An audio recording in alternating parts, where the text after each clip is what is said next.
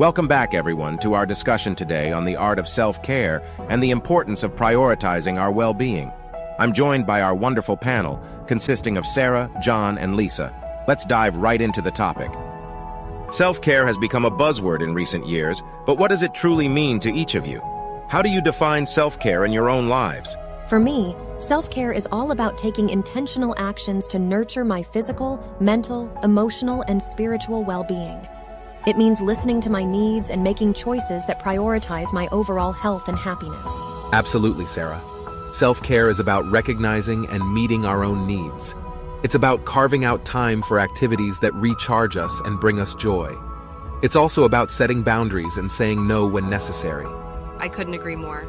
Self-care is about taking responsibility for our own well-being and recognizing that we are deserving of care and attention, just like anyone else. It's about filling our own cups so we can show up fully for others. Those are fantastic perspectives. Self-care encompasses different dimensions, such as physical, mental, emotional, and spiritual well-being. How do you each practice self-care in these different areas of your life? In terms of physical self-care, I prioritize rest and relaxation, and I enjoy indulging in activities like yoga and massage. Mentally, I make time for hobbies that bring me joy and help me unwind. Emotionally, I express myself through creative outlets like painting or writing. And spiritually, I find solace in my faith and engage in prayer and meditation. Physically, I prioritize regular exercise and nourishing my body with healthy food. Mentally, I engage in mindfulness practices like meditation and journaling. Emotionally, I make time for activities I enjoy and connect with loved ones. And spiritually, I find solace in nature and practice gratitude. For me, physical self-care involves getting enough sleep and staying active. Mentally, I engage in activities that stimulate my mind, like reading or learning something new. Emotionally, I express my feelings through journaling or talking to a trusted friend. And spiritually, I find peace through prayer and spending time in nature. It's inspiring to hear how each of you nurtures different aspects of your well-being through self-care.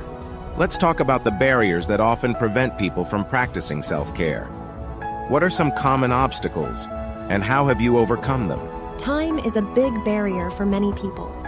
We live in a fast-paced world where it feels like there's never enough time for self-care. But I've learned to prioritize by setting boundaries and making self-care non-negotiable.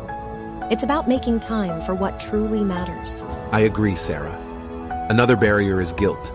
People often feel guilty for taking time for themselves, especially when there are others relying on them. But I've learned that self-care is not selfish. It's necessary for our well-being. By communicating my needs and seeking support, I've overcome the guilt and embraced self-care. Self-care can also be challenging when we have high expectations of ourselves or fear being seen as lazy or selfish. Overcoming these internal barriers takes self-compassion and reminding ourselves that we deserve care and love, just like anyone else. By shifting my mindset and practicing self-acceptance, I've been able to prioritize self-care guilt-free. Those are great insights. Now let's discuss the practicality of self-care. How do you incorporate self-care into your busy schedules, and what tips do you have for our viewers who struggle with finding time for themselves? One practical tip is to start small. Even dedicating 10 minutes a day to a self-care activity can make a difference. It's also helpful to schedule self-care like you would any other important appointment. Treat it as a non-negotiable time for yourself. Planning ahead is key. I find that if I schedule self-care activities in advance, I'm more likely to follow through. It's about making self-care a priority and not treating it as something to squeeze in if there's time left over. I agree. It's important to remember that self-care doesn't have to be time-consuming or expensive. It can be as simple as taking a walk, enjoying a cup of tea, or practicing deep breathing. Find what works for you and make it a regular part of your routine. Excellent tips, everyone.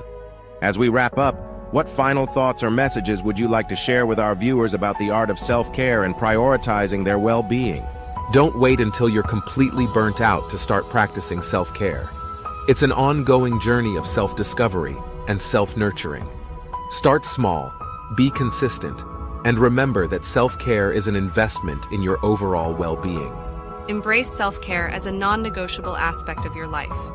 By taking care of yourself, you can create a life of balance, joy, and fulfillment. Prioritize yourself because you matter, Remember that self-care is not selfish. It's an act of self-love. You are worthy of care and attention, and by prioritizing your well-being, you can show up as the best version of yourself for others. Thank you all for sharing your valuable insights and experiences on the art of self-care. Remember, viewers, to prioritize your well-being and incorporate self-care into your daily lives. We'd love to hear your thoughts, so please share your experiences and self-care strategies in the comments section below. Don't forget to subscribe and turn on the notification bell to stay updated with our future videos. Until next time, take care of yourselves and stay well.